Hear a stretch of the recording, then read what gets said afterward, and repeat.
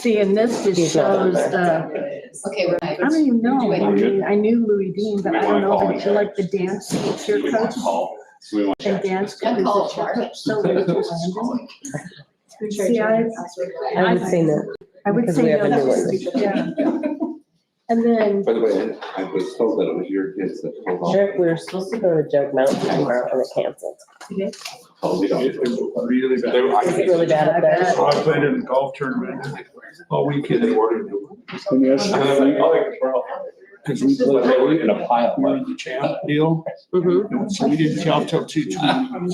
So there was a little thunder bumper that came through at about 9:00 in the morning. Wind blew hell for about Oh, I bet. half hour almost. That's, And it went away. It started a fire on Boulder, which is just, So we. right over there. It's not- well, it's right directly in between Jug Mountain and the Muni, Okay. right on the other side of Little Payette Lake. So it was, So there's something that you. I've never seen anything like it. At 2:00 in the afternoon, it was dark. So. Wow. It was Like, and like, it probably. like it was like black. sun. And it was snow. Wow. Yeah. Almost our entire round. Yeah, and it was, It's not helping. and it got worse. The Boston and Ashton. Oh, yeah, pretty much. And then, So I get. when I came back down this morning, it was so socked in. Yeah, can Lisa at least have access? I mean, I to think the business maybe, The one that I sent. maybe that a had quarter of a everything. mile. Which. And it was all I the just way. sent it, like- What are we gonna do with all those to people? Horseshoe Bend. If they ask you to ask? Oh, I see. Boulder Right here. They'll get Boulder taken care of, but it was just, it was really But bad. I think that's, And I'm I think they're changing things around because I'm pretty sure he's still there. I think what they're changing is who's getting. And you could, and then now I can't see anything, but it was like, you could see. Like Well, we saw some here is that we don't because the say fire was they get creating thunderstorms around the fire. You could hear the lightning and the thunder going and everything else. Wow. Just over there on the east side, And we're supposed to get another storm through Wednesday night. Wednesday, Thursday.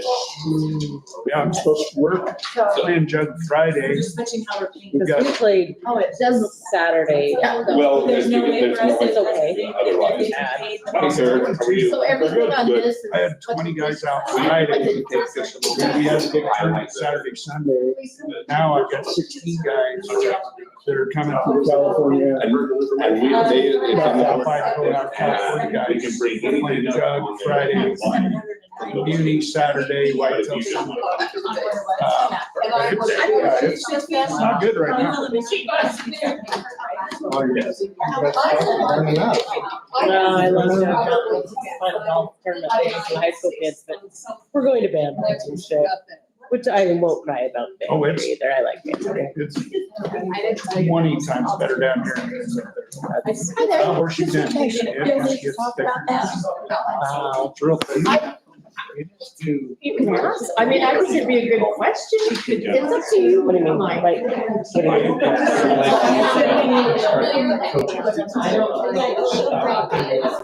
Oh, you just. I'm just, my daughter plays.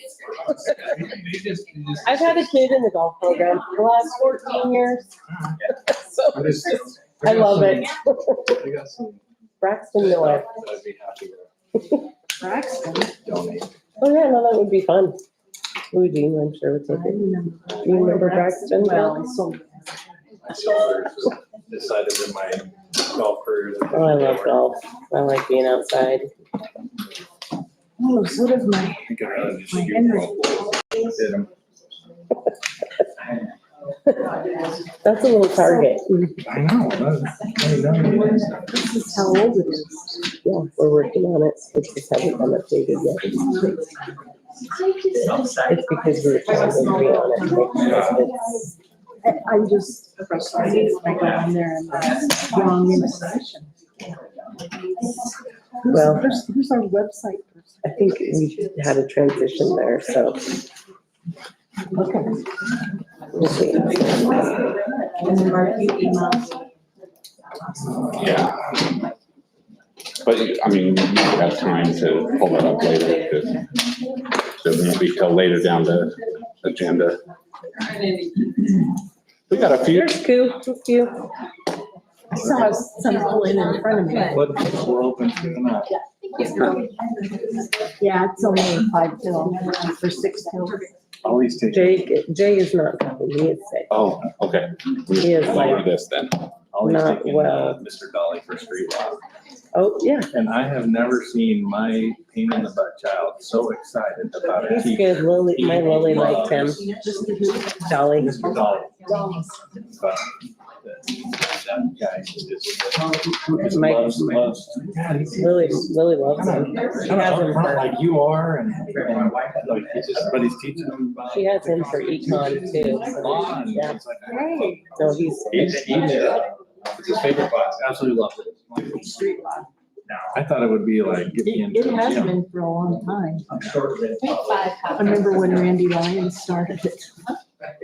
Yeah, one of mine took Randy. And then he used to do the, what do you call it? They do like the youth court. Oh, yeah. With the judge. Trial. Yeah, and then they would decide what their punishment was.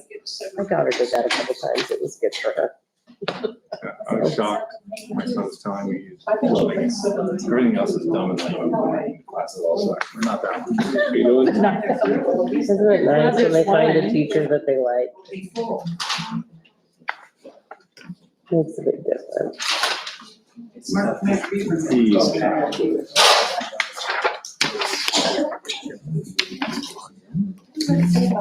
I'm gonna call Lynn tomorrow and ask her. I just could not fit all of what we got in front of us. Oh, and ask her to print it off. Yeah. Okay, that sounds perfect. If she doesn't mind, and then either I'll come down, I do have time for her to stick You it can stick it in there. Afternoon I do. You bet.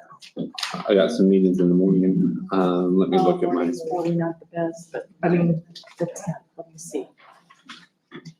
Yeah. Find my calendar here one second. Are you going to that? No, you probably wouldn't. Or are you going to that ITD thing? It's between Yes. 4:30 and 7? I'm planning to.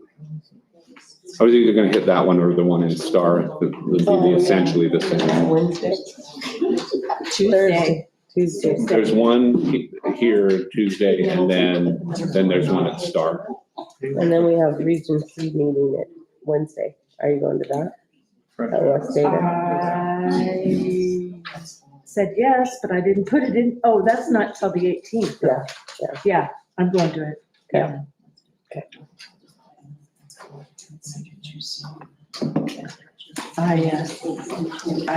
She didn't call me back, so maybe I did. Should have sent you an email. I did. I sent it back and continued, did everything it said to do, and I was just hoping I am registered. Oh, sent me an email. A confirmation. Oh, well, maybe not. Check. Yeah, tomorrow I've just got the 1 o'clock. I've got one at 1 o'clock with Alan Mills, but it won't take very long. And then after that, I'm open. Like kind of development.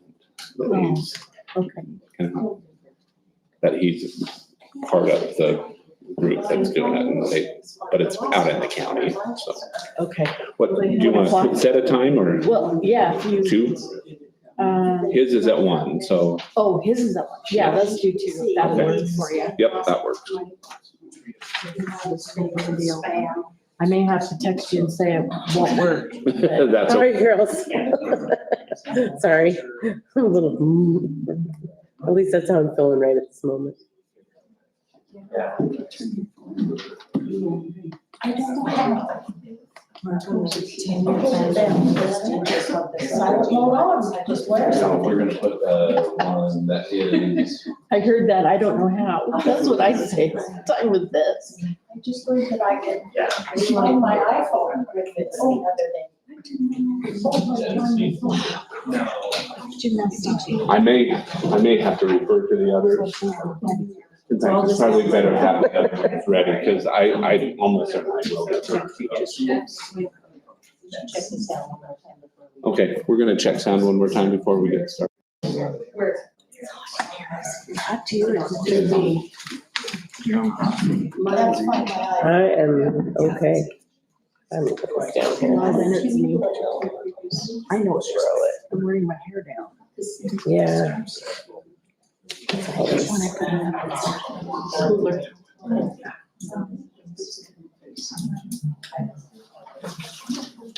Jason. Yeah, he said. Okay, do you want to just leave it on? Yeah. We're live and ready when you are. Okay, it's okay to start now? Yep. All right. Thank you, everyone, for coming. Let's start with doing the pledge. I pledge allegiance to the flag of the United States of America and to the republic for which it stands, one nation, under God, indivisible, with liberty and justice for all. Thank you, everyone, for coming. We are going to excuse Jay. He is not feeling well today. And with that being said, I would entertain a motion to approve the agenda. I move that we approve tonight's agenda. Second. Thank you. All those in favor say aye. I. Aye. Aye. Do we have any signed-in visitors? Yes. We do have one? Okay. Who do we have? Oh, do we have that up here? Let's just have her fill it out. I have two things I want to talk about tonight, and I'll try to be under my 3 minutes. Are you board members aware that the music department in Middleton High School is using AI to grade students? My understanding of this is that the school bought a program and the students play along with the AI-generated music, and it tells them all the mistakes they made. A portion of the grade will be determined on how well they do. My question is, does it also tell them the things they did well?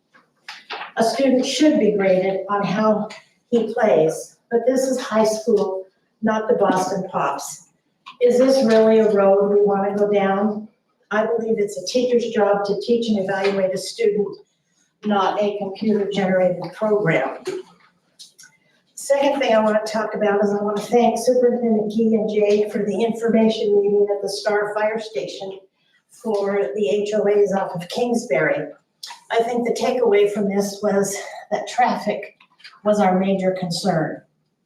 In talking with people though, they also feel like we're being used and abused by the city of Star. When the school boundaries were drawn, this area was rural farm country. Not a lot of homes, not a lot of kids. So it was logical to take the boundary to the county line. When the people who lived east of Kingsbury to Canada had a chance to vote on whether they wanted to be in Star or Middleton, they chose Star because the taxes are lower. This is when the talk of changing the boundaries should have started. Yes, these people will pay Middleton school taxes, but Middleton is the all-around loser here. These people will pay property taxes to Star and will mostly shop in Star but use our schools. Let's start put forth a school bond levy for a new school and let the citizens of Star pay for it to accommodate the kids that will be living in Star. There's still a lot of property to be developed between Star and Middleton. Again, adding more and more kids to our district. It's time to have the discussion of changing school boundaries. Thank you. Thank you. Thank you.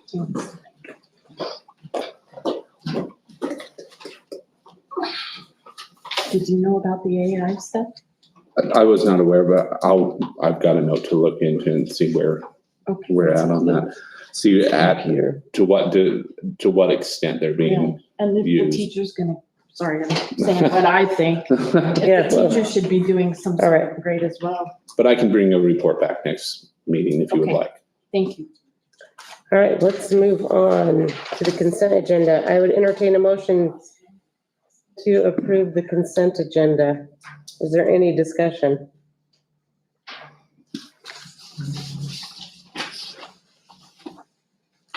No? No. I'd entertain a motion to approve it. I move that we approve the consent agenda. Second? Thank you. All those in favor say aye. Aye. Aye. All right, let's move on to discussion items. Discussion item A, Mrs. Goodson. And she, Mrs. Goodson is not able to be here tonight. She is also not feeling well. So she did go home. But we can, roll through these results. And then, I was gonna be the one presenting on the enrollment anyway, so. Okay. And do you have, and then Lisa can share, do you have anything specific you wanted to share that Paige had shared with you? Not necessarily. Okay, perfect. So if you'll roll up the slide there. So the first thing that we wanted to report on tonight is our students that are taking AP exams and how they are doing and have done. This has been something that over the starting last year, became more of a focus at the high school of encouraging students to participate in AP exams, of providing additional AP courses, and then obviously preparing the students for those exams. And so what you looked at there is a number of students that took our AP exams in our school, the number of exams taken, the percentage.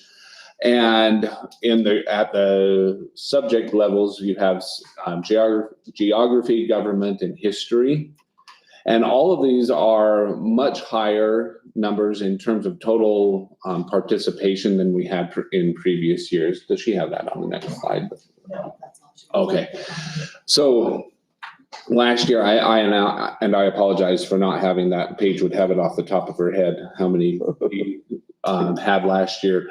But we had a significantly lower number of students last year and a significantly lower pass rate on the exam. So we increased the number of students who took it, which you would actually expect statistically. You increase the numbers, the total numbers passing would go down, but we actually have went up quite a bit. And that was just in 1 year of emphasizing that grade and how those AP tests were taken. Mr. Hollinger has been leading that charge at the high school to increase the number. And Mr. Hollinger, can you share some of the different AP courses that we'll be providing this year that are beyond what we had in previous years? Yeah, we'll have an AP composition, which replaces our honors 11 English.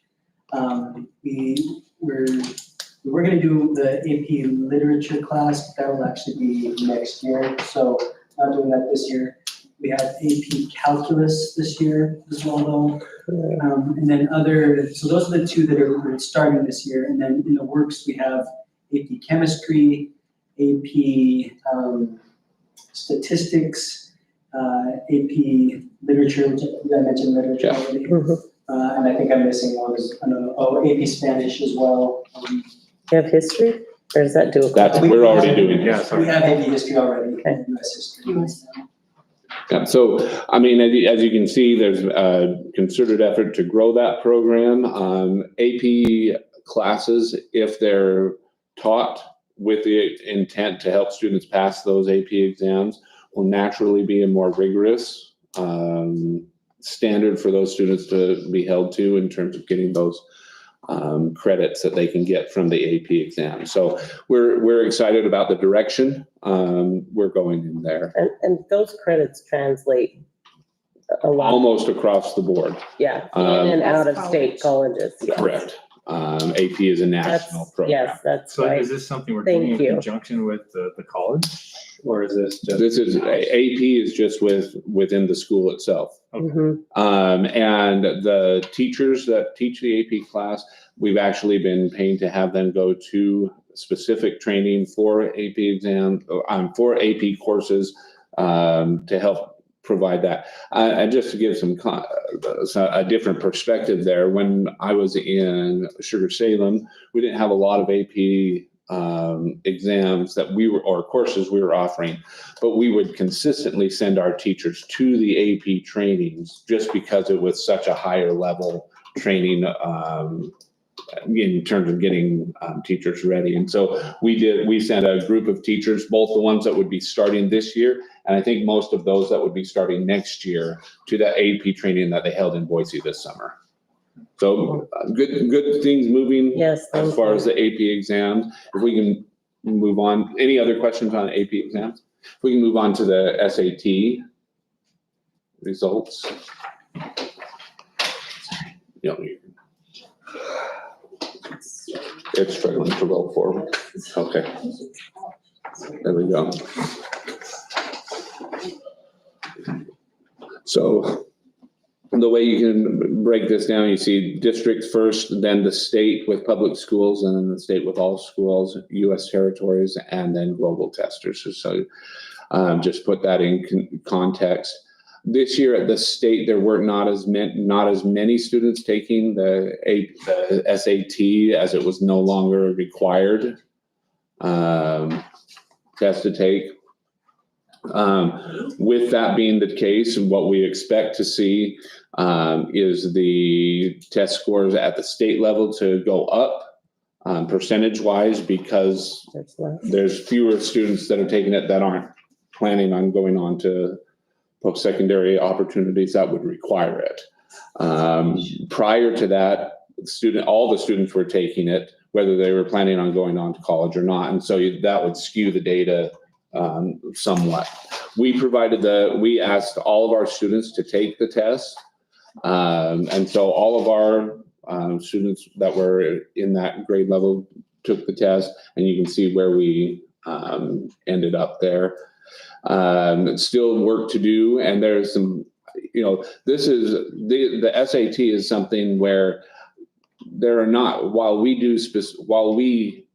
prepare students for the SAT through their core instruction, there's not specific SAT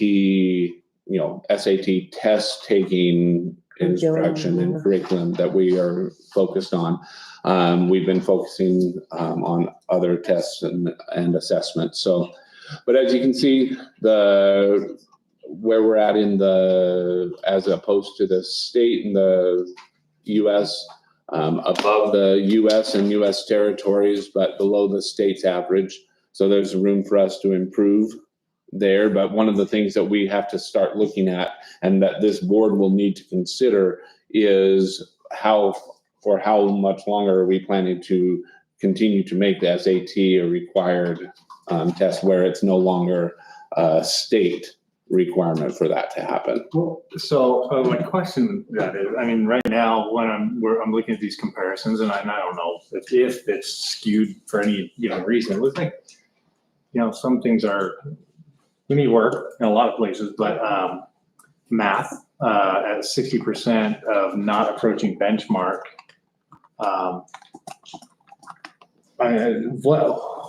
If this is representative of where the kids are performing, clearly we need to do some work. If the SAT is that benchmark, taking that benchmark away, how do we maintain a level of expectation without lowering? I don't want to lower the bar. Right. How do we make sure that we're excelling, and what other things will give us an indicator of where we need to do better? Well, and I think you bring up a solid point there, that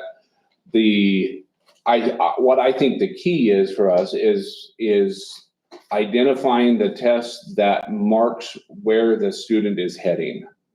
If a student is heading for college, it absolutely is important that they are ready to take the SAT, and we would expect if it were just those students heading to college, taking the test, we would expect that number to be much higher. For the students that are not planning to go to college, that are maybe going into some of the professional technical routes, we would be looking at some of the CTE oriented testing to give us a general idea. Because the SAT is a measure of the probability of a student to perform well in their first year of college. That's what the SAT was designed to give information on. When you're looking at an ISAT test, it's focused on the Idaho state standards. So what we would rather be looking at is a way to tailor the test that we're going to use as a marker of their achievement and readiness for the next level to something that's similar to what they're heading into, what field they plan to head into. If the field they plan to head into, it needs college, we should be preparing them for the SAT. I guess, how are you going to, I heard you say they were teaching towards other tests? Well, teaching towards not necessarily teaching towards other tests, but preparing them for a Preparing. different post-secondary opportunity. Yeah, So if they're preparing to go to a CTE field, like if they're going into construction, they're going to lineman school, they're going into any of these, we should be focusing on the assessments that assess those skills.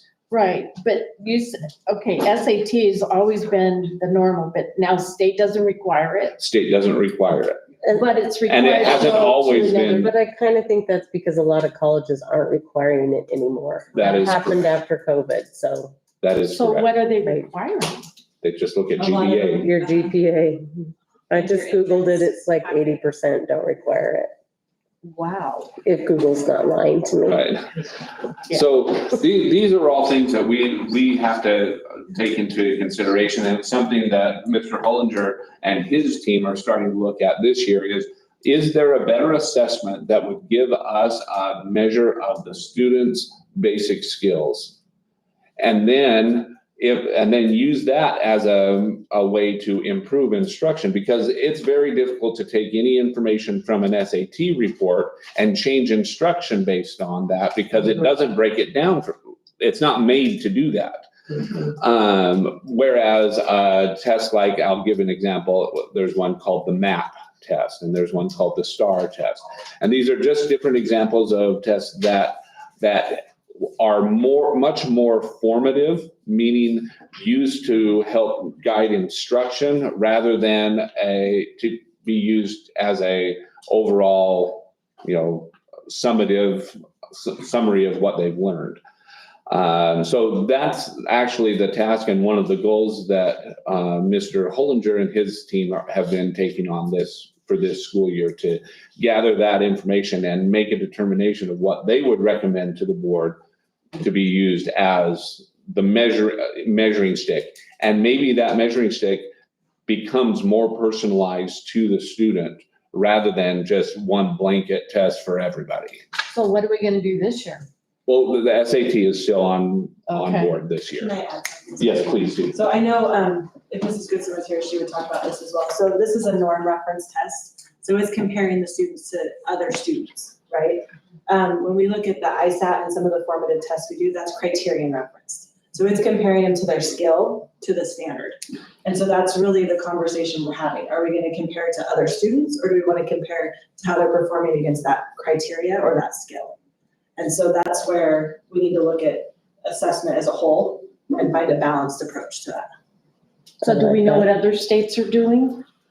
Yes. Only not very many accepted anymore. I just think the culture's changing Mhm. in that department.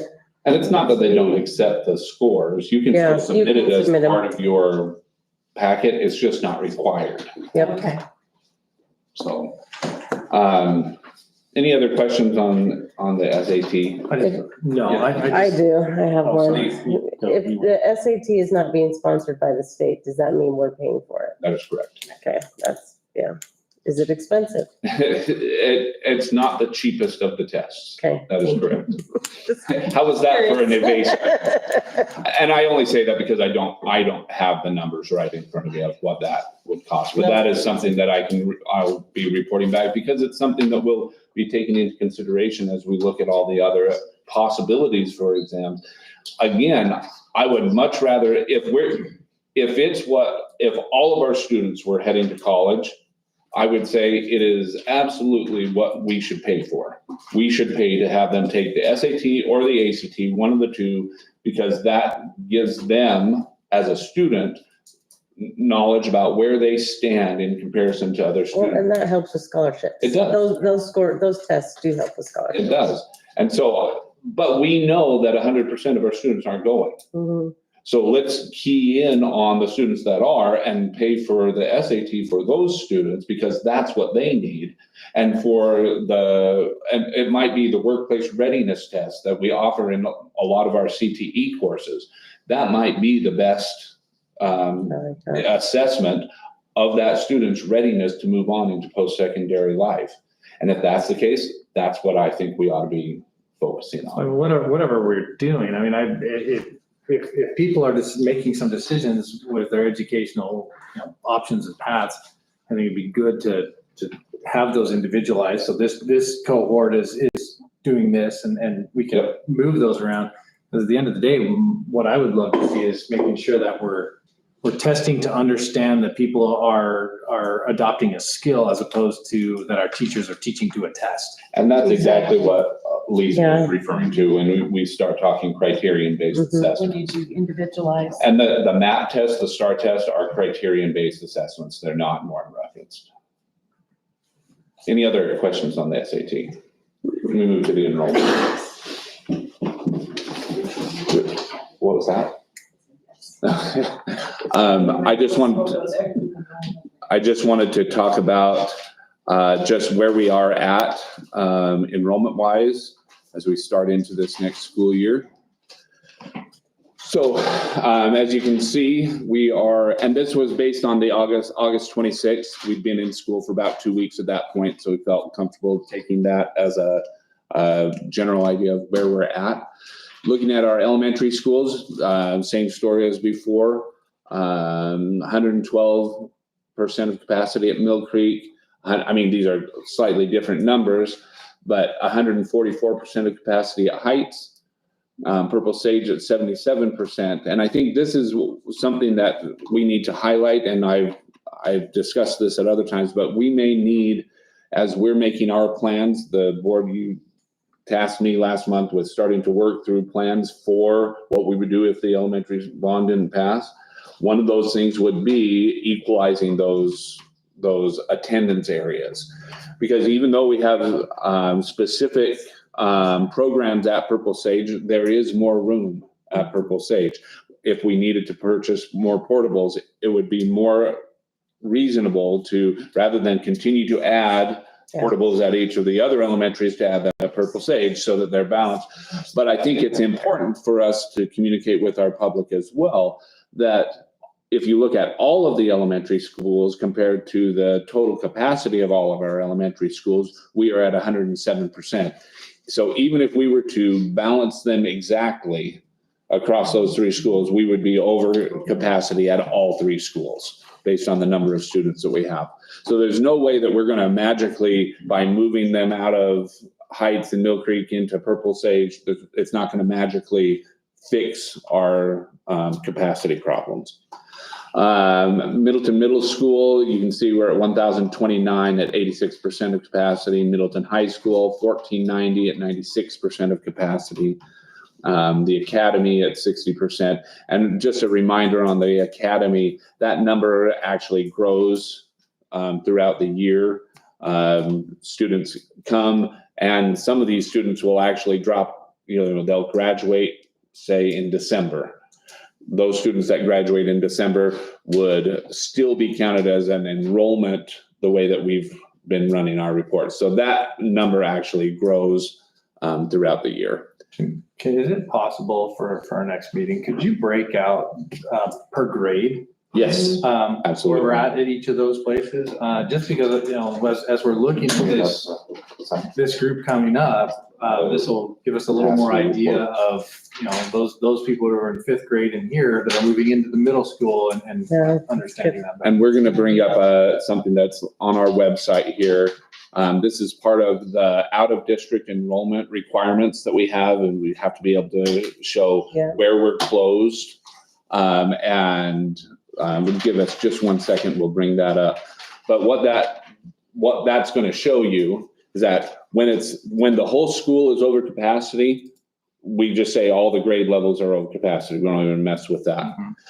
Purple Sage, and I will bring it up here, but Mr. Hopkins, do you remember which ones were closed? Which grade levels were closed in? Yes, K2 and 2. Kindergarten and second grade.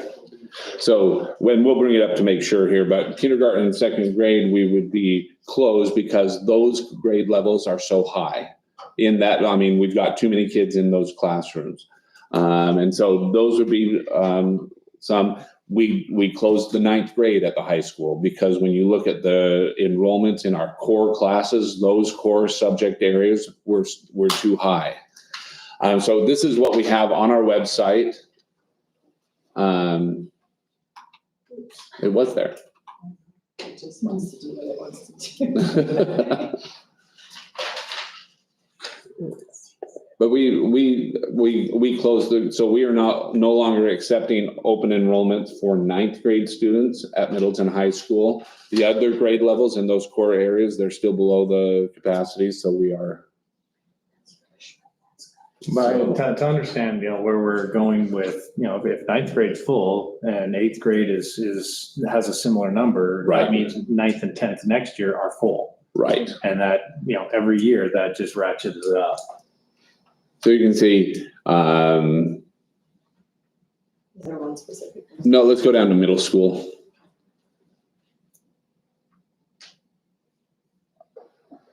We'll get there. Okay, so like at our, and breathe. So you can see sixth grade, 356 students in that grade level. Seventh grade, 335, eighth grade, 347. We took those numbers the same day we took the numbers that I shared with you total. We will update this quarterly throughout the year. And then can you roll down to the high school? This up here. you'll update. But I can report the same to the board. Yeah. Quarterly. But you can see at the high school, the grade levels we have there. We're over 400 students in our freshman class, 300, I can't read that from here, 385, thank you. 368 and then 330, is that right, for 12th grade? So more students coming in than are leaving, and you see that same in the middle school. So this is again, the high school is probably gonna be that next front that we're gonna have to face the overcapacity on. So any questions on that? Just wanted to give you an update of what that was looking like. So this right here is what you reported to the state?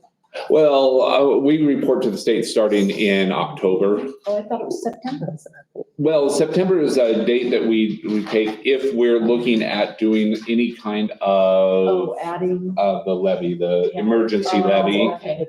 So they take that number in September, but our first IC report will go in October, and that will include, because it'll be looking at attendance data from the beginning of school all the way through. Okay. Any other questions on enrollment? Okay, that's all I have. Thank you very much. Let's move on to discussion item B. We're gonna have Mrs. Murphy come on up to the podium. Oh, and I'll just pass these down. This is just a hard copy of a lot of the documents that are there, so that she'll be referring to.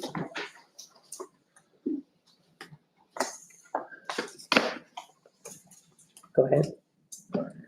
Hi. Hi. I'm Elise. I am the yearbook advisor at the high school, and I also teach art there. So I would like to take my students on this conference. And I'm not taking the entire yearbook staff, I'm just looking at my returning kids, so the ones that have already been there for at least the last school year, if not 2 school years. Because for one, I think I've got like almost 30 kids, and that's too much. But these are the kids that are like leading little teams within the class. So I think that they're gonna find it the most valuable as well. So you guys have this page, it's not over there, but this is just kind of like my little opening. The purpose is to learn more in depth about publication design and writing and just what really makes award-winning yearbooks. So our group will get a lot of individual time with these expert trainers, and that you can see that in some of this itinerary bits.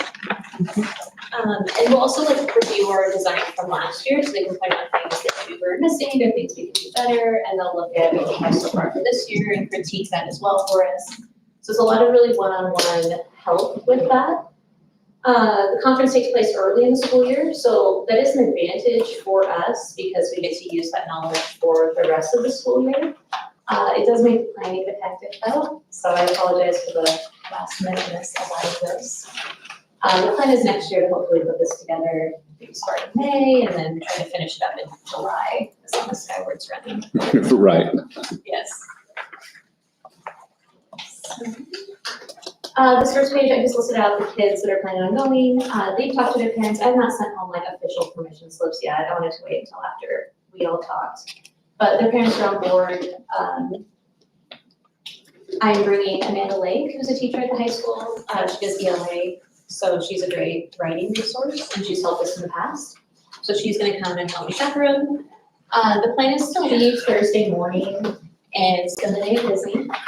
They do the conference in Anaheim on purpose so that you can have like a fun day with your group. And I'm pretty sure Ridgeview and Eagle are going as well, and that's what they're doing too. Like they're gonna go spend the day at Disney and then get to work. So Friday, most of the day is in conference and working on our yearbook. Saturday, the entire day, like 8 to 5:30 is all conference. And then Sunday morning, we're in the conference. Hopefully we get to stay for these presentations and final critique, but the plan is to get a return flight in the evening. You can just scroll, you should get to the next page. So this is just how I broke out the rooms, so that everything should be up to policy.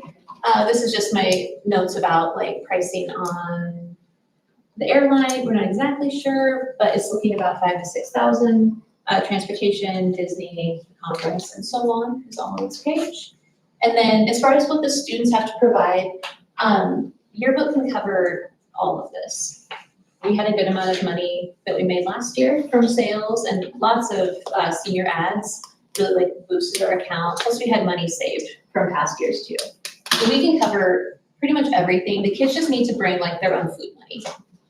So it works out really nicely for them. They don't have to worry about like fundraising or something. They can just come. And then obviously if they want other things, they can bring more money. After this, it will load. Okay, well, in the packet I gave you, it's a printout like Walford Company put together that has their itinerary. The next page is their trainers, some people that will be there helping us out and like their experience. Most of them are former yearbook advisors or maybe they got like photojournalism or something like that, with tons and tons of experience. Those are going to be the people helping us. And then I included a copy of their liability insurance. It's also one of these attachments. And the invoice from the conference. Questions, anybody? So this is starting on the 18th and today's the 9th. Do you have airplane tickets ready or? We cannot purchase the flights until the trip is official. We'd have to approve it. So We have to approve it. I understand that. So if the board approves, then we would Yeah. go out tonight. I was able to reserve the hotel on a refundable basis. So that way, okay, we have our rooms, Disney shouldn't be a problem, but yeah, the flights are gonna be close. Well, I agree with your idea of starting in May. Yes. That way you kind of are a little bit more where you want to be instead of waiting on us. Okay, thank you. Any other? Anybody else? Thank you. Thank you, Elise. Appreciate it. All right, let's move on to item C. Is that gonna be you? And this is actually going to be Mr. Mr. Hollinger. Hollinger? Okay, sounds good. Mr. Hollinger, you just need that map up. Is that all you need up? That little presentation. Oh, that's right. You got that right. Okay, perfect. Okay. As Lisa pointed, was that, and we have just the examples. Yes. Okay, we have a unique opportunity that was presented to us. This is not something we sought out as a school, but we have been presented with this really cool structure. They're called bubbles. I don't know if you've seen these before. It's essentially, it's a structure, but then it's filled with air as well. So it has like fans and an HVAC system. that you would put over, these ones are specifically designed to go over tennis courts. So it's a structure that we would install, put over. The cost of this is approximately $500,000. This is being potentially donated to us as a school for no cost to us. There would be a cost of installation that I'll talk about, but this was given to us by the city of Boise, who had plans to install these bubbles. They determined they went a different direction with what they wanted to do. And so they actually reached out to the College of Idaho tennis coach, Jennifer Swing, who has children who go to Middleton School District. She lives in Middleton. And because College of Idaho has needed indoor courts for their college team. College of Idaho didn't really see, they're not, tennis isn't a priority at College of Idaho. And so they weren't really interested in bubbling their courts. And so Mrs. Swing came to us and said, hey, Middleton's where my kids were, it's close to College of Idaho. We'd like to do this project here in Middleton, at the Middleton High Tennis Courts. And obviously in exchange for her bringing these bubbles, College of Idaho would like a partnership with us where they get to use the courts when we're not using them in the evenings, like weekends, so they could do some of their match play, all that. These are not the exact bubbles, but just an example so you can kind of see what that would look like. They're pretty big structures. Any questions about these? Okay, so we have, so as we've talked, our tennis coach, Parker Albertson, would be here, but his wife is, I'm not sure she had her baby or. Very close. Yeah, she's really, really close. So he was, it's better if he's with her tonight. So I'm gonna help explain this. Parker knows a bit more of the details, but I'll do my best. So as we talked about this, we have two potential options if the board feels like, hey, this is something we want to take on. The first option would be like our ideal situation. As you probably know, we have 8 courts at the high school. It's a wonderful facility. It's probably the best courts in the state. We really like having the outdoor courts. And so our favorite option would be if you just go south of the courts, we would actually fundraise. We wouldn't ask the district to raise the money for this, but there's a demand for tennis in the community and in the county. We would fundraise to build 4 additional courts south, and those are the courts that we decide to bubble. And that way it's kind of more natural, like we could design them in a way that we know we can fit the bubble around it and do it in kind of that natural way. So would that close that road off? It would not. South? No, this would still. Straight up. Could you have some parking down there? Like, There's not parking. Yeah, no? but isn't that right close to that side road? So Or would there be enough room? there's enough room, yeah, there's actually plenty of room. In fact, there's more field down Yeah. here, more practice field, so it actually wouldn't go into that practice field. There's kind of a hill right here. We believe it could actually fit even before that hill goes down. So that would be ideally what we would do. Obviously, it's costly to do that, but Coach Albertson and Coach Swing from C of I, even myself, we feel like we could possibly round up the money for that. But again, it'd be expensive. So that's the first option. Second option would be to bubble 4 of our existing courts. And then we would have the 4 courts outside. So we'd have a combo of the 4 and 4 that way. It's still better. This is still a good option for us. We would be the only, we would be one of 2 high schools in the state with indoor courts. Madison High School also has some. They have 3 and they're like really cramped in. But it would be a huge boon to our tennis program, just tennis in general in the area. But there's also some other possibilities that come with this, where this would be the only indoor tennis facility in Canyon County. There's 2 others in the valley, but there's one in Eagle, one in Boise. Actually, there's 3, and one in East Boise as well. So, but we'd be the only in Canyon County on this side of the Treasure Valley. And so there's opportunities there for us to potentially, have people could have memberships to it, where they could come in. And so there's revenue opportunities there as well, where we could, they have like a key card or something, just a monthly fee that they pay to use our courts. And we could block that out, so it couldn't necessarily happen during school time, it could happen before school, after school, weekends and such. So kind of unique opportunity, bringing this to you today. We don't have any of this fully developed by any means. What City of Boise would like from us is we have a release of liability. Essentially, the bubbles themselves take up a large amount of space. They are actually being stored at Coach Swing's property right now, which is fine. We don't have to move it from there. She's kept it there. But they would like to just essentially say, okay, we've gotten rid of this, we've given it to Middleton, and they'd like us to sign that. But we wanted to get your approval to pursue this potentially further before we signed anything from the city of DC. And so that's the document that was on the, in your packet as well, was the transfer to surplus property. That's the only decision that really has to be done today by the board, so that Boise can move on with on their timetable. Everything else that we've talked about, we can continue to add to, but I would just reemphasize that the coach, the C of I coach, our coach, and Mr. Hollinger said this would not be something they would be coming and asking the district to pay for. They would be looking for doing this through donations. I think it's great. Yeah, very cool. Good opportunity. And the opportunity. I think too, for the community as well.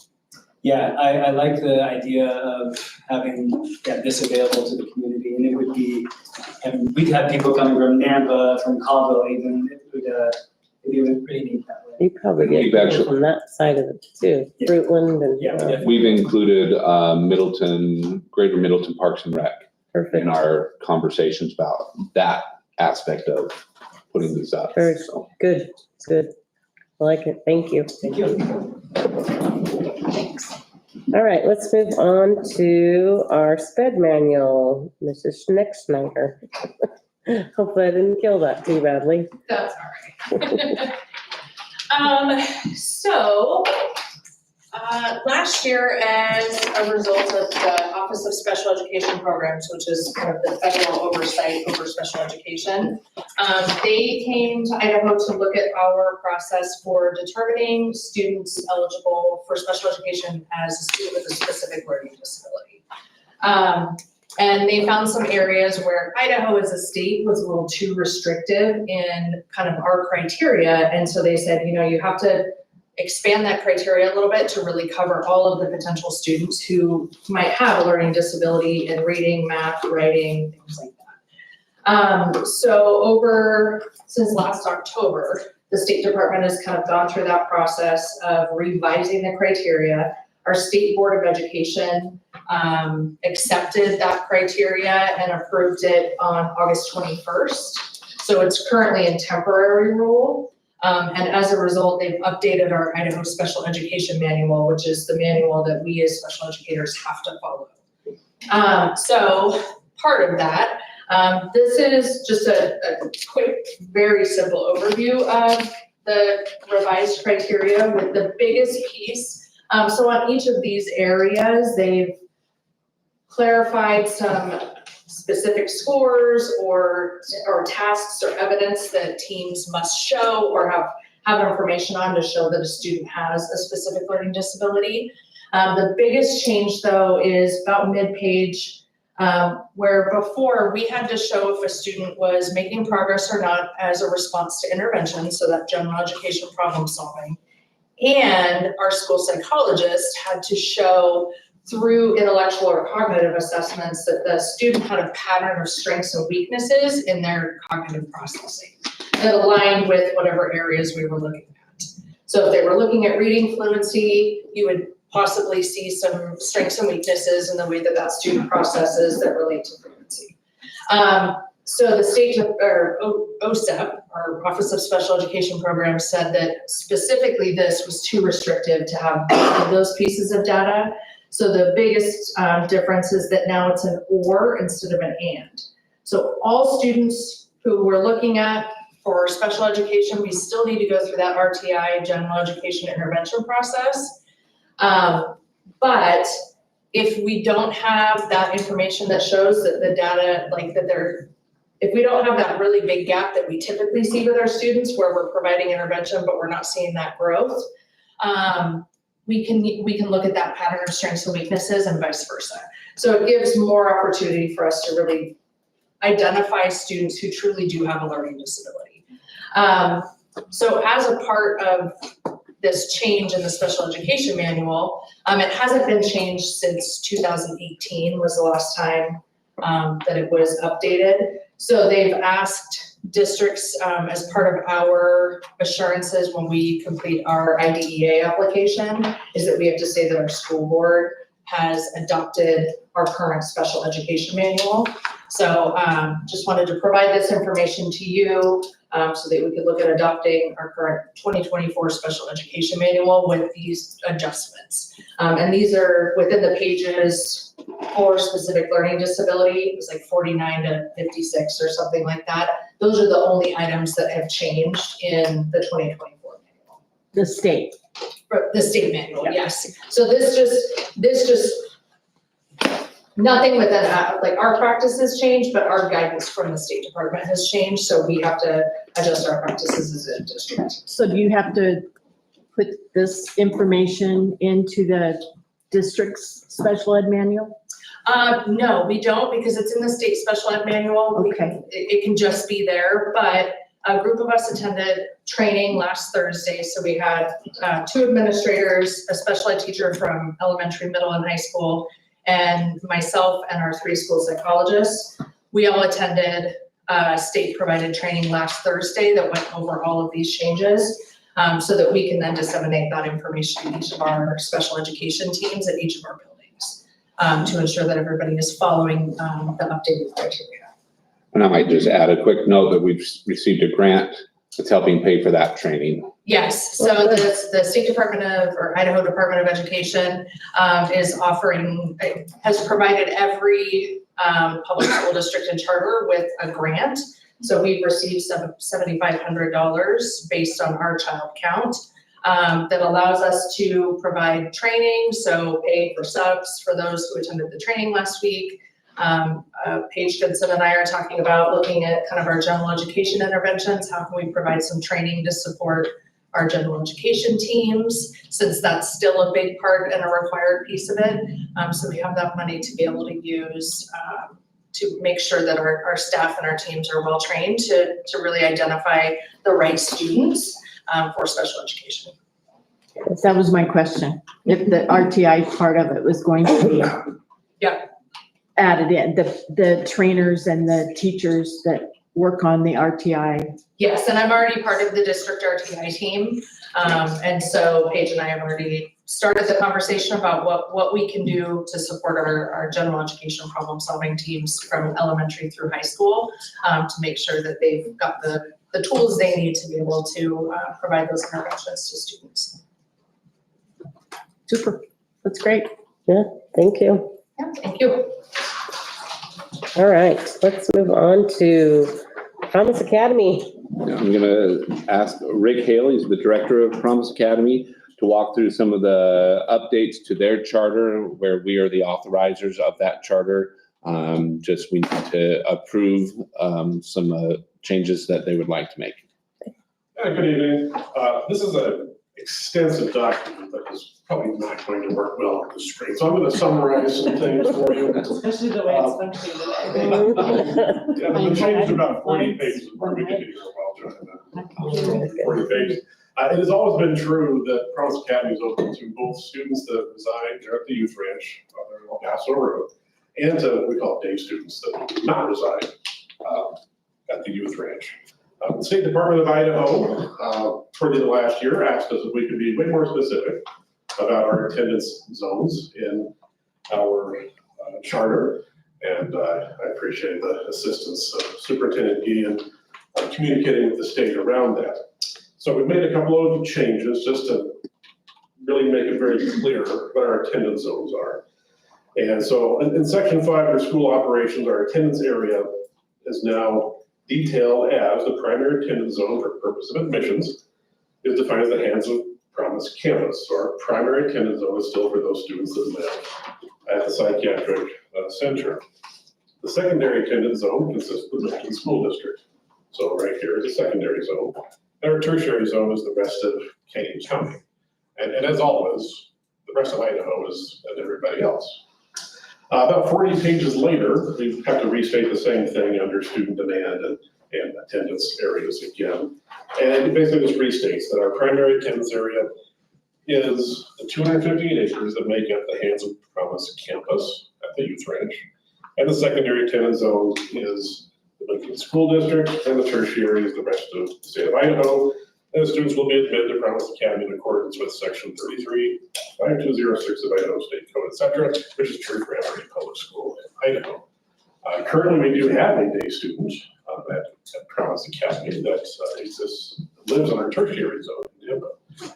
We are actually working with a family here in Middleton for a day student to come to the Middleton School District. We have 2 students right now that live on campus that are discharging soon and want to continue their education at Promise Academy, and they would live in our tertiary zone in Canyon County over in Nampa. So just better explains what it is we've been doing the entire time. But any changes to this document need to go through our authorizer, which is you. So this is why I'm here today. Well, thank you. And again, thank you for what you're doing. How are things going out there? Yeah. Very well. Our admissions are ticking up quite rapidly, actually. But the thing that is actually keeping us from having more kids right now is that on the youth ranch side of things, they're just having trouble hiring people quick enough. Wow. I could have quite a lot more students if they could hire them a bit quicker on their side. So but the need is out there. The need is very real. Even the kids that I bring in as day students are still kids that's dealing with behavior issues and emotional disturbances. So it's a lot of work. How are they responding to the curriculum and the way you've got everything set up over there? Extremely well. We've just over the past 2 weeks, we've actually graduated 3 kids out of the residential side of the program. Had 2 return to Meridian High School after earning high school credits with us in 9th and 10th grade. We got 1 going to Frank Church Alternative High School in Boise after earning most of his 10th grade credits. We've had quite a number of other kids who graduate to go back home or to other programs, go back into public school situations. And so far, just a lot of success at home, a lot of success at school. And what kind of post-attendance support and or tracking do you have once they're I'm available to all these schools, and some of them use my knowledge and experience more than others. But I make myself available to the counselors, to the principals, to the teams there. If anyone's more with the kids, in fact, I offer it to all of these schools. If things start to look kind of weird again, let me know. I'm happy to actually come over there and talk to people and see what we can do. We have a lot of very hands-on stuff that happens at Promise Academy in very small classes. So the transition can be kind of rough. I'm happy to kind of be on site and help things out. So far, I've been to be on site and the kids have done very well. So. Awesome. Fantastic. Congratulations. Yes, thank you. Thank you. Thank you, Rick. All right, so let's move on to our CTE. Okay, prior to going into both this and the last item in the discussion area, I wanted to go through one kind of a unifying piece to help as we start talking through the discussion of some of the ways that schools are funded, specifically here in Middleton. Because as you can see, similar to one of the things that just came up was this donation of the tennis bubble and what that could mean for our district. But when we look at the different funds that are coming into the school district, you have state and federal funding, you have community funding through bonds and levies, you have the school modernization, which is state and federal funding, but because of its size and its impact, I felt like I wanted to keep that out as its own thing. And then you have grants, donations, and fundraising. And I think one of the things that will be important especially any time, but as we move into the bonding and planning for our future here in Middleton, is helping our community understand where some of these things fit. For instance, I do not believe that it would be necessarily appropriate for us to use the state and federal funding that we have for core instruction to build a bubble over tennis courts. Now, tennis, Goodness. a bubble over tennis courts can be a very great opportunity for our students, can be an opportunity for our community, but it certainly would fit more down in that grants and donations and fundraising area. Are there ways that we could, it would not be allowed to be used for school modernization fund because it's an athletic facility, but if there is some chance for utilizing these kind of, build a facility like that with a bond or a levy. Those things could be used. However, when we go to the community to talk to them about it, we'd have to convince them that this is something that their tax dollars should go to. And more often than not, that's not something that our community would necessarily get behind. And so when we start looking at all of these different funding opportunities, you look at some of the things that we have to do. And when we look at state and federal funding, it's your basic educational needs, it's your core academic programming. About 95% of the personnel costs within the district would come from state and federal funding. Transportation, food services, all of those things would be lumped within that. When you start talking about community funding, is when the high school bond is going to be completed in 2029. We have a current supplemental levy for 1.5 million per year for the 2 years. We have a proposal for an elementary school bond that we'll be looking at. We have the tort levy that is just a very small amount, but it needs to be included that that's something that our patrons would have to pay taxes towards. And so as you look at those, the supplemental levy is branching a little bit into what is typically done by state and federal funding, because there are programs that we don't have the funds to be able to maintain within that, the core academic programming and areas like that, that we would need supplemental funding for in order to build the program the way that it is currently. And so something I just think we need to help emphasize is that as a district, we're going to be trying to keep to these boxes as much as we can. So so that we're not trying to use state and federal funding to pay for things that don't necessarily fit within that. The grants, donations, and fundraising, you see there, and this is why I'm doing this prior to this discussion, the CTE construction of that building, we received a portion of the funding of that building is coming from a grant that we received for 1.25 million. There's no way that we'd be able to move forward with this program without that kind of a grant happening. And so a lot of the things that make us better are going to continue to come through grants, donations, fundraising, and what we can help do through the school modernization fund, community funding, and so on. But again, I think it's just something we need to help our community understand, that those are areas that we are looking at as far as getting our funding going. Again, this is just kind of a way to put it all in perspective, but any questions on that or comments? Very general descriptors. Bonding is generally for buildings. Correct. Levies are to supplement day-to-day Learning activities. Things that two different things. Things that you see in our current levy curriculum. It pays for a good portion of our curricular adoptions. One of our SROs is paid for through the supplemental levy. Some of our maintenance costs are paid through supplemental levy. It's things to enhance what we can't necessarily do with just the state and federal funding. So with that conversation in mind, we put out in July the RFP for our CTE construction building, and this will bring up that. And we received a number of inquiries, and in the end received 4 full proposals that came in prior to the deadline. Last week, I'll take it back, a week and a half ago, our committee, which consisted of Jay and Jake from the board, myself, Lisa, Mark Enger, our construction teacher, and Matt Newton, who is a community member that has, he's a retired member of the construction area. Worked actually with Benetton, who did not put in bid. That was his previous employer. If they had put in, he would not have participated in that committee. But when it came down to it, okay, we ended up, the committee met utilizing the rubric that the board approved.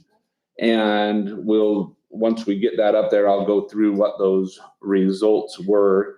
The 4 companies that, and this was a design build, so several of the companies had a construction portion and an architectural portion.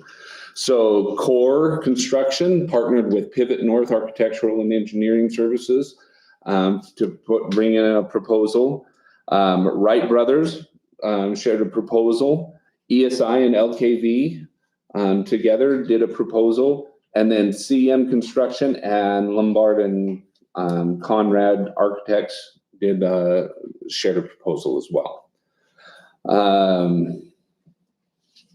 The categories that we were going through, and we'll go through those as we get up.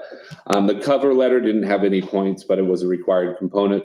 The design build information that they would be sharing, the qualifications and experience, project understanding and approach, design and technical merit, scheduling, home office support, past performance, and then budget and cost effectiveness.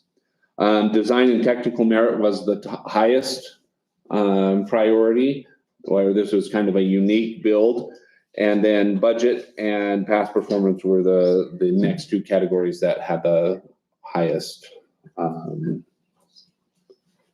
highest point totals.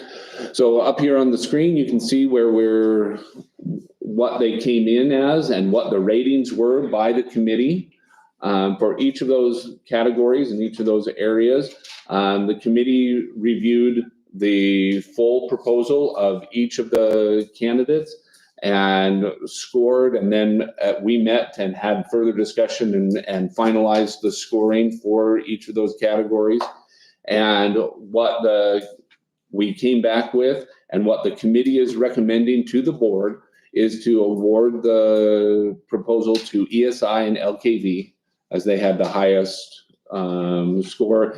The committee did not feel that it was necessary to have additional interviews or further information.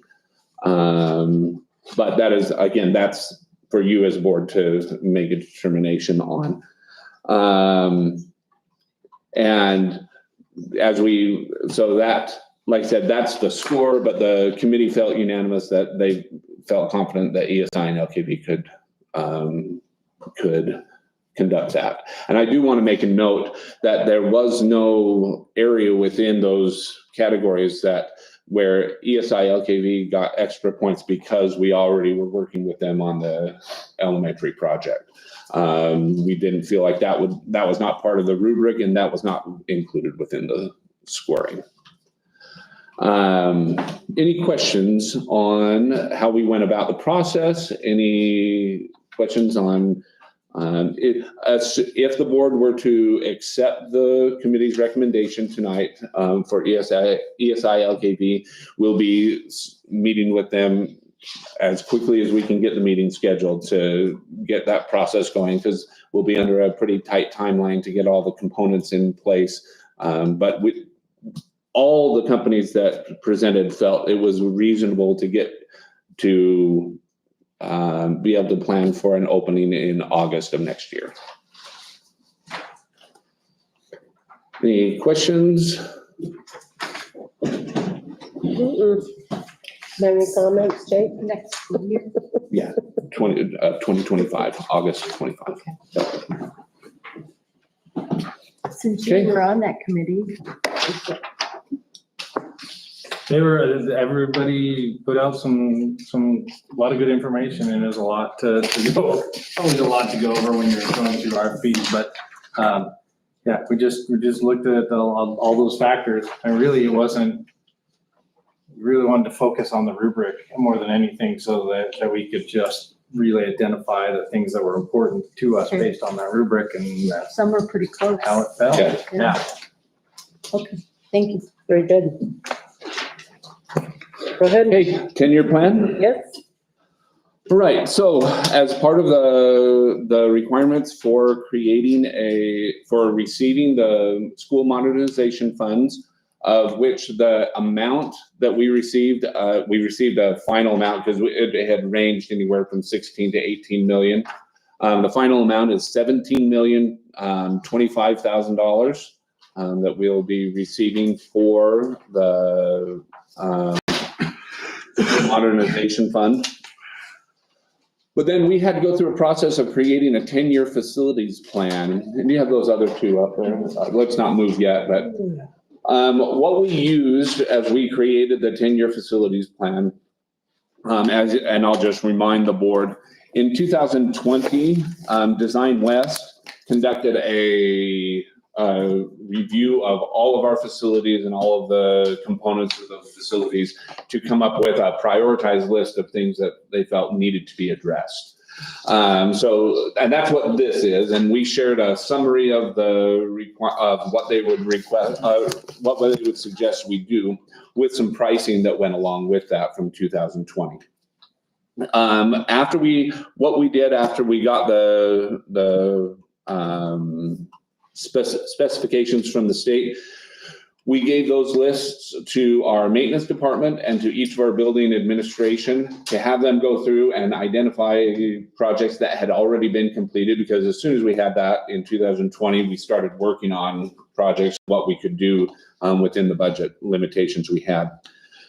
The committee has gone through that.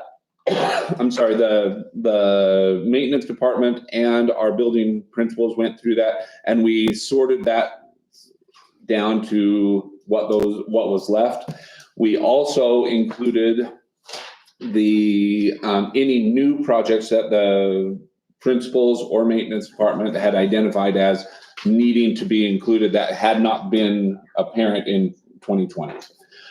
When we started putting that together, the next thing we had to do is we had to conduct a current facility assessment. And if you'll go to the one that is titled, let's see, make sure I get the right one here. It is titled, as it thinks for a minute. Oh yeah, that one, thank you. Read my mind. We went through and had to outline essentially rating each component within each school as a 1, 2, 3, or 4. With a 1 being a low score and a 4 being the high score, 4 being in good condition, 1 being in poor, needing to be replaced condition. As they did that, we placed all of that information into the state's software. And the state software produced this because one of the requirements of the law is to give an idea of what it would cost to bring all of our facilities into a like new condition. And so if you'll just scroll down to the bottom of that one, Lisa, you see the columns there are years 0 to 5, years 6 to 10, 11 to 20, and then 20 plus. As you go down to the bottom, you can see 0 to 5 years, just with the things and those are the things that this program would identify based on the rating. You would need 18 million just for the things that would need to be done in years 0 to 5. Obviously, a lot of those correspond to the things that we had in our existing plan. For the next year, 6 to 10, you'd need an additional $80 million to bring it into a like new state. And so on, 135 million. So you would see a total replacement cost for all of our facilities within the district at $326 million. Now, obviously, those are not things that we're moving towards, but it was a requirement that the state had for us to go through this exercise so that they knew what our state, where we were. So that's what this is, and what we'll submit to the state is can we go to the other attachment? What we'll submit to the state is actually broken down by campus and by category, thank you. Perfect. And so you can see this goes back to our specific items that we'll be addressing.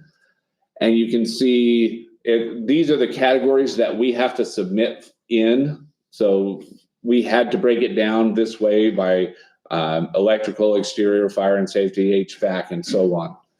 And you can see and Lisa, can we go larger and go over to the right side of that?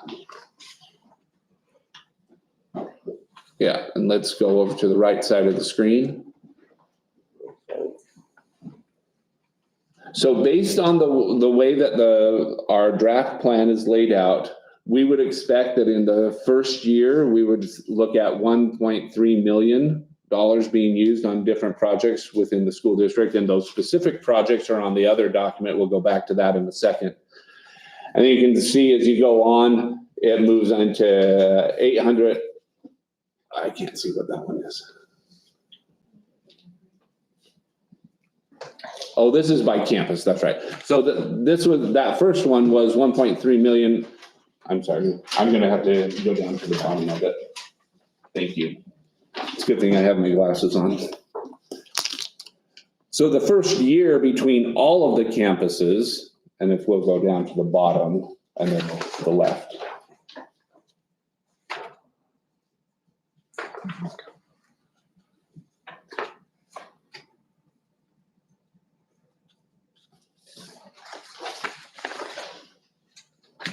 Okay, so the first column with numbers in it, besides after the zeros there, the first column with numbers in it is that first year, some of the expected expenditures.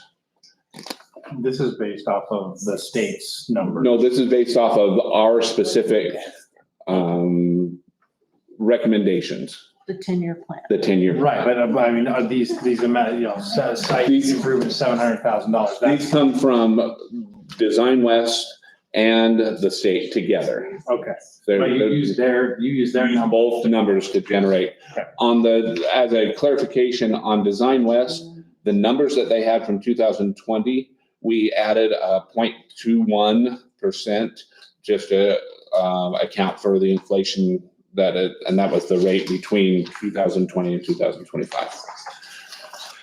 Now, I want to make sure that it's clear that these amounts that are laid out and how this is laid out is a very fluid document. This is a draft that we would say, this is our initial plan, but I would actually recommend that this is something, especially in the first couple of years, that we would review quarterly to have updates, because so many of these things are shifting. Some of these things, there was no way for us to get a bid for something that's going to happen next year.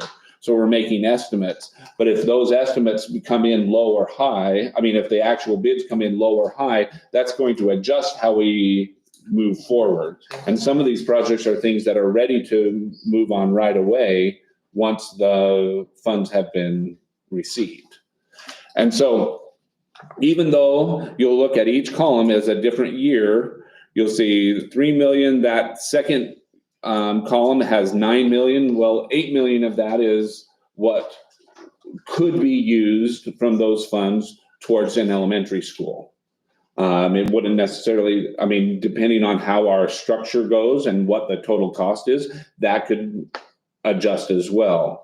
So some of these things are placeholders, but all of them will require approval before moving forward. The approval of the plan doesn't necessarily approve each individual project as we move forward, nor does it approve the specified amount. It's a way for us to start saying, we have this amount of dollars over the next 10 years. How would we plan to utilize that? And so that's what those totals are at the bottom of each number, of each column. And then if we could go back to the specific plans, I'd like to go highlight some of the different So are you, sorry to interrupt. No, please. Are you saying that the 17 million we're getting from the modernization fund, or whatever, is for 10 years? We've got to. Yes, we've got to- Plan that out. That is something we have to utilize over 10 years. So we have to balance new building, paying down bond, and maintenance for one payment from, With the exception of paying down bonds. The okay, paying down of the bonds is happening outside of those are funds that are going to be provided, but they don't come into play here in our modernization funds. so that wasn't that, like, if that wasn't that part of that, or is it something completely? It's a totally separate account. Those funds are part of the law that was passed, but not necessarily part of the lump sum dollars that we'll receive to be able to do construction with. So it comes in and then it goes right out to the county so that we don't have to tax the taxpayers. I say right out to the county. The number goes right out to the county so that they assess correctly. And then we pay our bills for the bond and for the supplemental levy from those. Right, but as far as us applying money to this, are we basing that off that chunk of cash given to us? No, those are separate. Okay, this is just Yep. straight up. Straight up, this is just for facilities upgrades, Okay. right here. So as you look through, if we can, let's go up and just have, oh, sorry, just that first page there. The things, and I'm just gonna read down some of these. These are more specific and actual things that we feel like need to be addressed within the district. And this is what has been based on our maintenance department, our building principals, Design West, and the state's program. Upgrading the irrigation system because there's inadequate platforms and sand present within the filtration system and exposed pump at the middle school. So that is something that, based on Design West's estimates, they would estimate at $29,000 to get the new pump and filtration system so that the irrigation system would work to a higher level at the middle school. You go down to the next one, Heights, replacing the fire alarm system. The fire alarm system is just antiquated. It still works. But they are not providing updates for it. So that puts it closer, a higher priority. And that's one of the things we tried to place on a lot of these is looking at the priority of some of these projects and the condition that some of the areas are in currently. For instance, you'll go down and you see MHS has a parking replacement. Well, that was actually something that was already done, but it was after July 1st. And so it would be included within these funds for this fiscal year. Annex A, HVAC phase, you see that for the middle school. The HVAC at Annex A is very antiquated. There are multiple units that are down currently that we're currently we have some that are going to be replaced this week, but we have others that are 6 to 8 weeks out. And some of these things we need to be moving on now so that next fall, they're ready to go when the students return. You can look at the kitchen floor needs to be updated, exterior door replacements, Annex B replacing soffits and vents. If you keep scrolling up, there's some things we have for installing compliant disabled parking areas at the academy, positive drainage away from the perimeter of the north wall at Mill Creek Elementary. Things like you look at the bottom one on that first page at MHS, upgrading the sound system in the auditorium to comply with FCC regulations. We're actually out of it. It's been moving enough in that industry that there are bands that we're currently using that are illegal for us to use. And so that means that things like that bump those kind of projects up further so that we're not using things that we shouldn't be using. So that's how we've come up with the plan. as Design West put theirs out, they put out their recommendations for priorities. We had the building principals and the maintenance folks looking at what their priorities were. And some of these, we were looking at what the actual capacity is to do.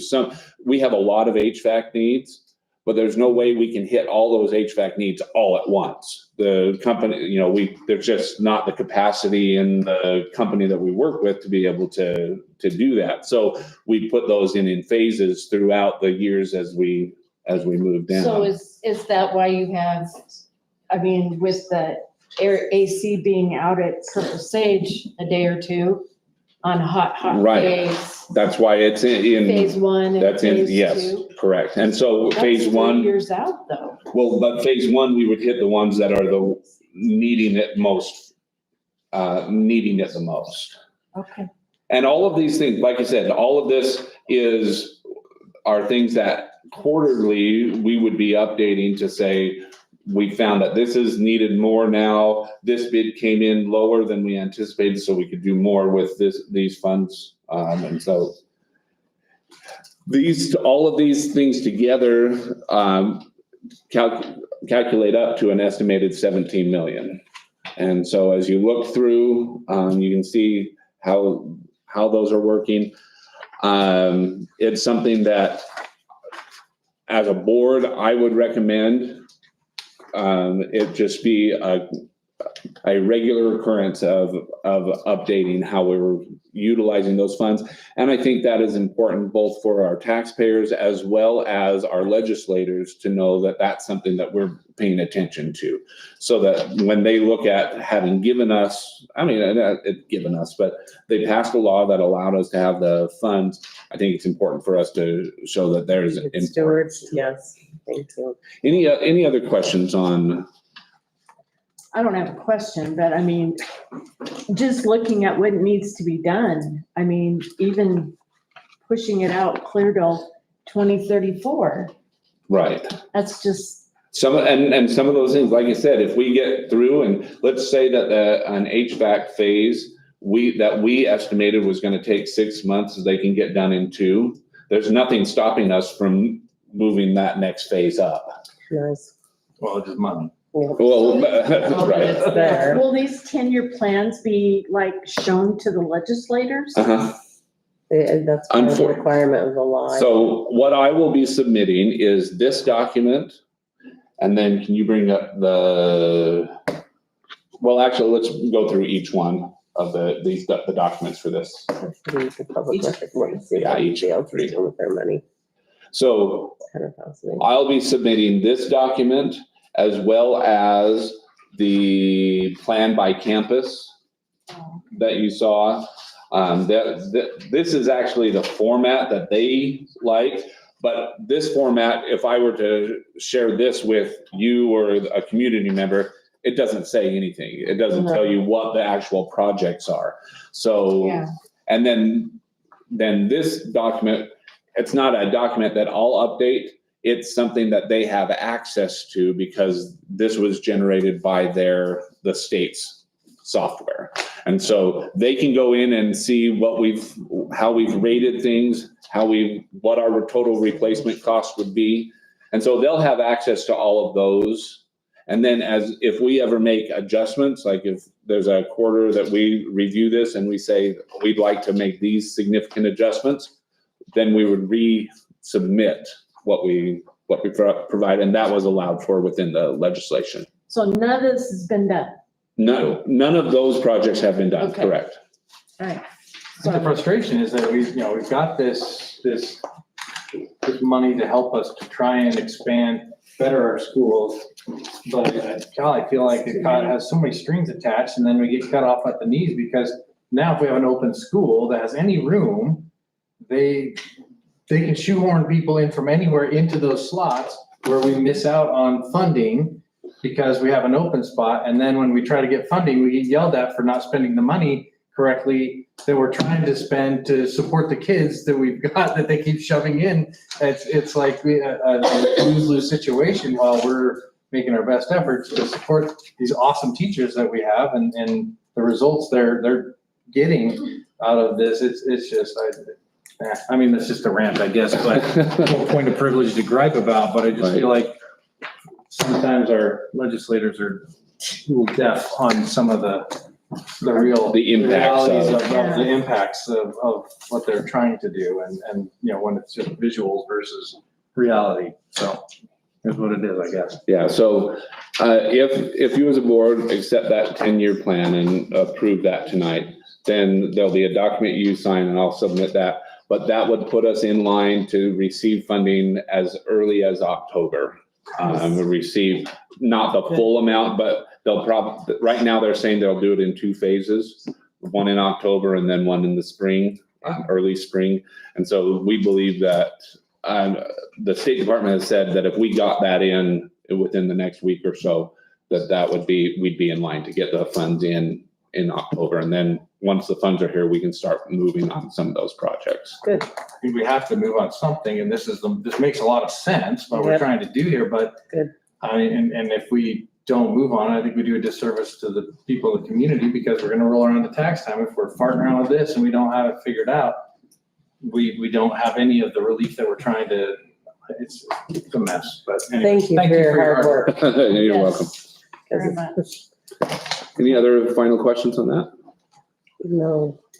If not, then next, At this point, we'll move on to policies in a second. I'm gonna let the students go if they want to come get their agendas signed. Thank you for enduring this meeting. But I'll let you just need to have your agenda signed, so bring it up here and one of us will sign it and then you can turn it in for your government credit. Thanks for and coming. way to be on top of things. Yes. There's gonna be a lot of your classmates You guys that are here in did- December trying to get their last thing in.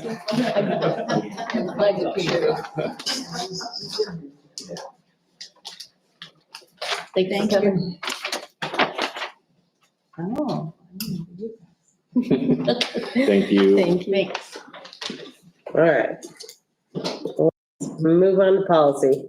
Mrs. Pennington. So, tonight, we're presenting all of these for the third reading. And so just to kind of summarize the process that we've gone through so far, for most of these, well, all of these have been shared with the MEA, obviously with the board, administration, and then our library materials policy and also our healthcare, like the health policies that are in this bunch have also been shared with our librarians and our nurses and others that would need to be impacted in the school. And so we wanted to make sure, just to communicate, that we have continued to go back to those groups as we've gone through these 2 readings to refine and make sure we're at the spot where we are now. So attached tonight would be what the final policy would look like. So you'll notice the green and the red is gone. This would be the final version of the policies. Can I interrupt Yeah. really quick? And so as we go through this list of policies, if there is a policy that you still feel needs additional adjustment, it's entirely appropriate to table voting on that policy and approve the others. They don't have to come in a package deal. So just to start going down the list, the use and disposal of school property, this was the updated recommendation that the School Board Association shared with us. We've made some adjustments, but this does include the language where if it's anything over $1,000. And so that was a recommendation the board had, is we wanted to make sure that it had to be over 1,000 to come to, so then some of those smaller things weren't coming every time. And so it does give the discretion on that.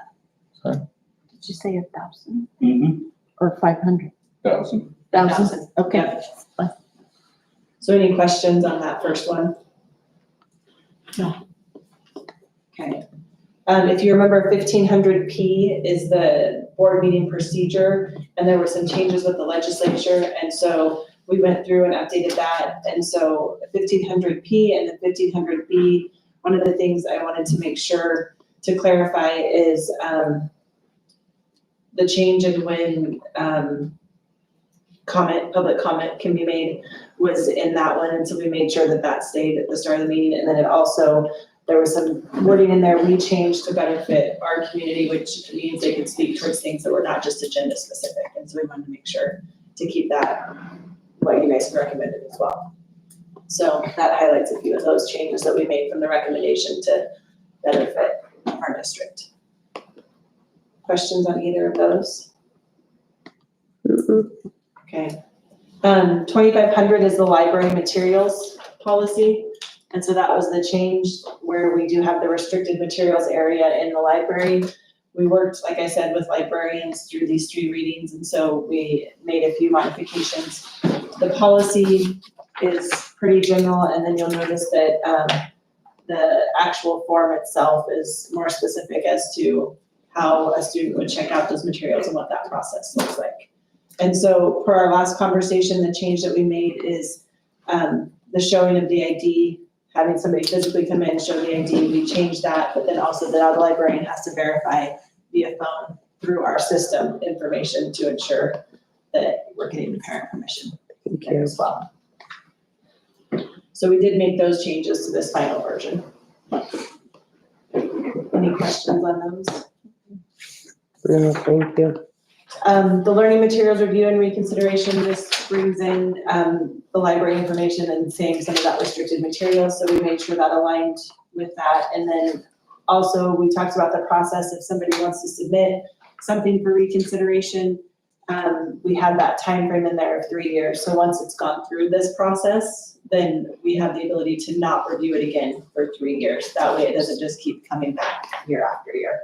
So we did stick with that 3-year recommendation. And that was the change from the last conversation we had to this final reading, is those timeframes that we needed to put in there. Questions on those 2? Okay, so then the next one would be policy 3500, which is our student health, physical screens and examinations, and then that goes along with the form. And that's, once again, due to a change in legislation, that we need to get permission for different things that we're doing. There were pieces of this policy that were very similar to the old one, but then we made sure we had all that new language from the legislation in there as well. And then the form does include the other policies we have in place, so it will reference the health and wellness services or screenings, which we brought that to the board the last couple of years. It also references administering or assisting medication.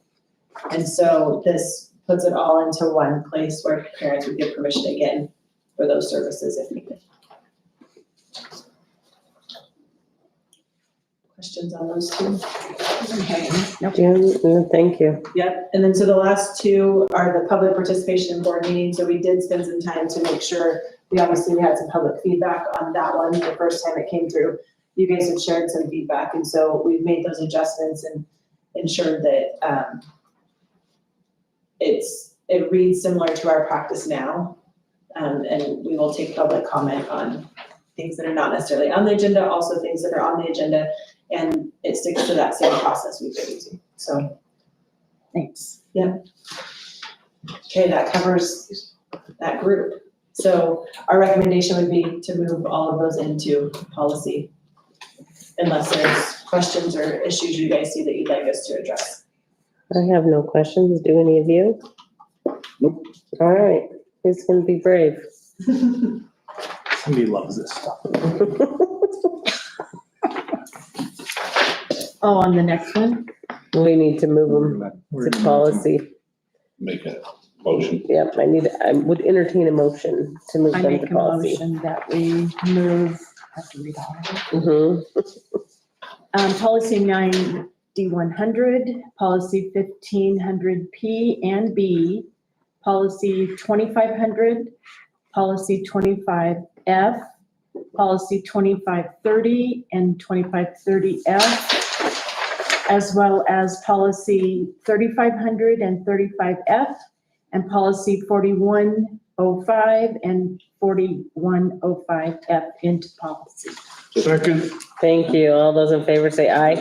Oh, Quick note, yep. the We need to say- policies E and I, 2500F 100. 2500, Oh, not and 3500F. 3500.